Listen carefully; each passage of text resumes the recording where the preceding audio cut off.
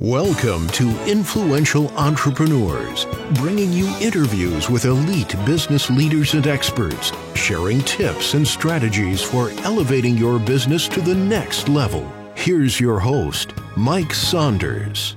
Hello and welcome to this episode of Influential Entrepreneurs. This is Mike Saunders, the Authority Positioning Coach. Today we have with us Joe McLeod, who's the founder and head of engineering at And End. Joe, welcome to the program.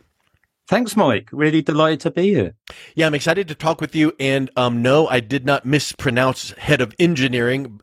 It is actually the head of engineering. So I'm excited to hear what in the world an engineer is and what your company and your focus is all about. But get us started with a little bit of your background. What's your entrepreneurial journey been to this point in your career? Sure. So I have done lots of product development in my past. I've worked in big companies, small companies, delivering products all over the world. And that's doing physical products, service products, and digital products. So I've worked in places like Nokia, in mobile phones. And then my last big job was head of design for a company called Us2, where we done digital products. And we were very early on into apps, and we became very specialized in apps. This is a company of like 250 people, and we had an office in London, New York, Sydney, and Malmo in southern Sweden. I guess actually a lot of people would probably know us for a game we built, which was called Monument Valley, which was really massive on the iPad as much as any other platform, but that was gigantic a few years ago. Yeah. And we've done apps like Barclays Mobile Banking. We done H&M's app. So I've done a lot of product development. As part of that, we also had a sort of incubator type thing where we would get in small companies and sort of help them grow and build stuff for them. So I've had a lot of experience in all sorts of product development. Yeah. And then what got you then focused on what you're doing now with the End Gap? Yeah, so I had a couple of experiences early on which made me start thinking about the offboarding experience. So, for example, I had a product which I signed up for, which was a sort of voice animated avatar thing, and it was all celebratory. It was all told to be really good, and it was absolutely awful. And I hated it so much. I really wanted to get rid of it in a more satisfying, emotional way, instead of just stop paying the subscription. And that made me think, like, maybe we're missing something in terms of the consumer life cycle and the end of that experience. Why are onboarding and usage periods so exciting and the end so barren of any sort of experience or emotion?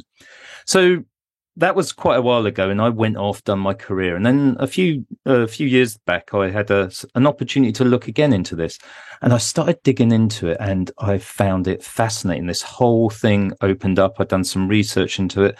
I was going to just write a Medium article and do a conference talk, but I ended up writing a book. That was the first book, the Ends book, and that told the story of why, as a wider society, we don't like endings in an emotional sense, and why that's manifested itself in our inability to grapple with endings in consumerism. So this goes through inability in digital product and service sectors. And then I started to get into it a lot more, and that's where the journey sort of started, really. And that was 7 years ago. I've done lots of stuff since, all based around consumer offboarding experiences and endings. You know, I'm on your website and I see the graphic, which I like whenever you can summarize something in a nice graphic. That's really neat. But it's the good consumer life cycle. You know, you've got the onboarding, usage, and offboarding, and then there's the end gap. That's what we're talking about. Yeah. Well, the first thing first of all, that reminds me of like the product life cycle. Like when you launch a product, you've got the initial push, and you get the initial sales, and then they start tapering off, and then it's maturity, and then it's decline. So it's very, very similar, but it makes me think of something, which is, why does there even need to be offboarding at all? So shouldn't the focus be for a service or a product? You know, I recognize that there is a potential for offboarding and the end gap, but shouldn't we be striving to crush the end gap so that there's as limited offboarding as possible? Well, that's a good question that comes up a lot, and I often have to answer this question. I think, irregard of any consumer product we put out there, there's going to be an ending for it. And I'm not endorsing any sort of where we should encourage people to leave. The honest issue is that people are going to leave our services, products, digital products. Obviously, we're going to try and encourage them to not and adjust stuff to make them feel more comfortable with staying in the service product experience. But inevitably they will end. And without an end, as you pointed out earlier, there's these 4 characteristics that fall into that end gap. And that first one is that relationship breaks. And we used to value, at the beginning, onboarding usage periods, we really valued that relationship. That was very celebrated, but it really drops off in value in terms of an emotional engagement between the consumer and the provider really quickly. And we lose a lot of brand equity in that moment. Yeah. We also have this asset definition loss, where the asset, when we purchase something, I know all sorts of nuance about that product. And but when that comes to the end and I throw it either, in that loft space or in the waste recycling, it becomes this just meaningless thing. Its definition has been lost. Yeah. The third one is the actors and actions are anonymized. So at the beginning of the consumer life cycle, my identity is very important in that. So I'm an actor in that sort of relationship, and so is the provider. And when we break that apart, we sort of remove ourselves from that responsibility at the end. So therefore, we have this relationship with pollution or circular economy issues that come up, and we can come back to that maybe later in the thing. And we have issues around that. And I think our identity is also really important to keep together with the provider-consumer relationship. So those actors and actions aren't anonymized. We're taking responsibility at the end. And finally, routes to neutralizing are blurred. So that's the fourth one, is when I, for example, throw an apple away, I'm really confident that that's going to degrade in the environment or the waste stream really well. But as soon as we increase the complexity of that product, plastic bag or a pen or something, the questions start to come. And at that point, we're starting to abandon the consumer, as it were. So the consumer has loads of questions in that end gap. And ultimately, there's a lot of opportunity in this space to be more informing, sort of doubling down on your brand value as well. Yeah. We lose such a lot in this place. Well, isn't it very similar to offboarding in the HR sense when you work for a company and an employee puts in their 2 weeks notice and leaves? Well, you should maybe have an exit interview and learn why are you leaving. And that is very similar to what we're talking about here. So I agree with the fact that many times you cannot avoid, people leaving and stopping to use the product or service.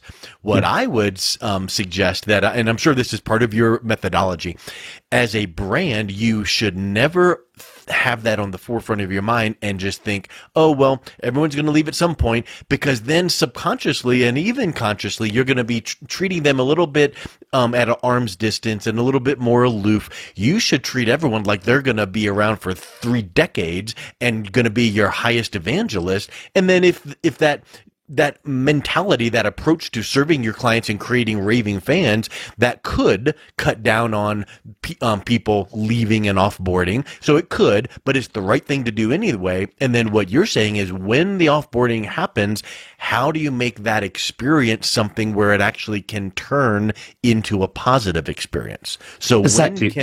when can that offboarding actually be a help to a business? Exactly. So a lot of businesses just overlook that space. Really, they plow all their money into the onboarding experience or targeted marketing, when actually very few companies look at this as an opportunity space, and even less look at it as a place to do strategic work. So you can do so much more strategic work if you start to just open your mind up to the ending as a place to apply experience. And I think we're seeing it come about in different ways in different companies. A good example is maybe IKEA, where they've been really good at filling our houses up with stuff and And now we feel like, oh my God, what do I do with all this stuff? Do I just throw it away? Do I chuck it into landfill or recycling? But IKEA have now stepped in and started to build secondhand experiences. So instead of me being abandoned, feeling lonely and not having instruction about the product I'm leaving, IKEA steps in again. They've offered me a solution. I'm back engaging with that business, dealing with the end of that Billy bookcase or whatever product you're taking back to them. So there's loads of opportunities, especially with the circular economy. I'm finding more businesses are wanting to find a different opportunity, different strategy, and a fresh thinking about what to do at the end of the product experience. And you say on your website that one of the benefits is businesses that engage at the end have higher consumer satisfaction. So yeah. I'm always keyed in on certain words from a marketing standpoint. Yeah. And whenever I hear consumer satisfaction, that's a red flag for me, because I do this when I do presentations or when I teach marketing at a class, and I go, okay, how many people think that we all want happy customers? And they're like, yeah. And I'm like, no. We don't want satisfied, happy customers because they're apathetic. We want raving fans. And so what I wonder is that statement, businesses that engage at the end have higher consumer satisfaction. I wonder if that's because at the end, they might feel so uncared for and, apathetic that at least if you engage them, it's going to raise them up to where they're satisfied. You're not going to make them into a raving fan like you hope to do during their relationship, but talk a little bit about how businesses that engage at the end can strive for that consumer satisfaction. So if I use a couple of examples there, and probably the satisfaction thing is a little bit about the data that I pulled in from that. So I can't remember the details numbers now, but it was from two sources. One was US cable companies, really low satisfaction rates, locked into contracts. People find it really difficult to get out of their contracts, very low satisfaction, and getting lower over the last sort of 10, 12 years. Yeah. Against a company like Netflix that's super positive about the end, and they say they're proud of their ending, or I think they call it the end of the consumer life cycle, so they can say people can come and go as they please. And there's lots of businesses now, gym industry is also having businesses that are opening up the end to be easy to leave and easy to come back. Yeah. And these are against companies that are locking customers in with these punitive clauses, so they get punished when they want to go. And the satisfaction rates are really different in those industries. That's a really good point, because there are some like the gym industry or like a membership site where it's like, I want AAA, which is a automobile club where you can pay money for the, a period of time in case you need roadside assistance. So maybe I'm going to go on a road trip and I only need it twice a year. So why couldn't I turn it on for a month and off and then on again? But if you are going to lock me into a year or two and I don't need it, I'm not going to do it at all. And same with the gym. If it's like, hey, I'm going to pause my membership, and you get pushback or flack from the gym, whereas if the gym says, no problem, we'll hold it open for you, we're happy to have you come back whenever, and if there's anything we can do in the meantime, can we give you some private training lessons or videos, we're happy to help you stay healthy. That helps that consumer, that gym member, feel so much better about the brand. And then when their circumstances change, like maybe it's, I'm just traveling this summer, but now that it's fall, I want to go right back to the gym, the door is open for them to feel like, okay, that was a good experience, I'm going right back there. Absolutely. I really like that example where you can increase your brand by giving them a good offboarding experience. In fact, I've just written an article on the website, which is andn.co. In the blog on there, I wrote an article about the coming recession. We're at least going to be in recession in the UK and some places in Europe already. There's going to be a lot of people leaving. And if you haven't got a good offboarding experience, just to your point there, Mike, if people are leaving and not having a good experience as they leave, they're going to not come back. Yep. So it's well worth investing in endings now, because there's going to be a lot of them happening.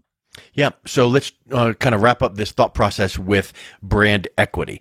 And I think that's a broad topic. And I know we could talk for about 4.5 hours just on the phrase brand equity, but talk a little bit about what that does to the brand, at the end. So you might retain that customer to have them come back, but also the word of mouth that stimulates positively or negatively can impact brand equity.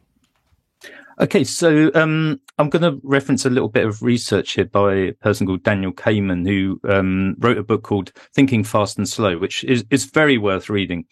The piece that he talks about is a thing called peak end rule. It's a psychological sort of observation that people remember things in 2 points, a peak and the end. And what we tend to do in a lot of consumer experiences is aim for repeated peaks. So you're hitting people with, like, oh, that was a great experience. That was a great experience. And we overlook the placement of the end. So if both these points, peaks and ends, are giving 50% of value in terms of good memories, then if you've done a good thing in the usage period and you provide a bad ending, that's going to really demoralize or really ruin that sense of memory and essentially that brand equity. Because of recency. And it's really important to make sure that ending is good, and then it can reinforce the good experience that you had at the peak. Otherwise, you're going to neutralize your brand equity as they leave and offboard your consumer experience.